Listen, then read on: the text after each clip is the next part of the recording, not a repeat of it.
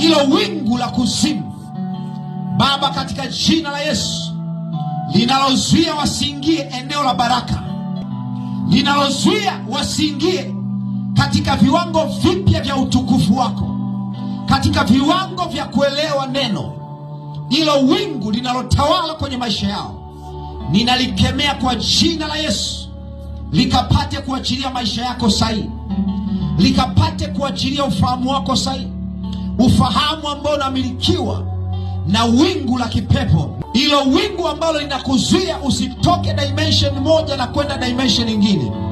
Ninaamuru katika jina la Yesu, likapate kufutika mwezi huu wa 4.